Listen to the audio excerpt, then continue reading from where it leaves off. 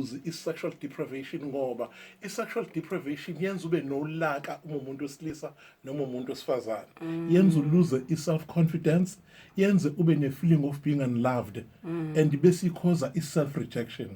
I promise you, those are the byproducts of a lack of intimacy and a lack of sexual connection. Ngamanye amazwi uthi umuntu mangabe engatholi deprivekile kuthiwa ngezolo nje deprive because sometimes labaleka igama Ukuncisheka, oh yes, ukuncisheka kukhoza ini kudala ukuthi ube nenhliziyo embi, Yeah. ube nocasu, ungakwazi ukubekezela, Okay. nokubona engathi awufuni umuntu wena. oh yes Umgudu ongamnandi. okay ngenhliziyo encane isikhaleni ungazikwenze Ungaba njani nabo sisabahle kodwa olihlaza into ongazi uzuyibona. Ake sithole umlando. Bese Akuncintshekile. bese bebona bethi abandayo lo ukuthi udinga indoda. Mase indoda nje izomenza bathi phahla. yeah. Uzobona nangempela kwenzeke the same thing. Anye laqome uyambona serene right, okay. manje ngeke ngiyibuke, it's a very common thing. Yeah. Umbuzo ukuthi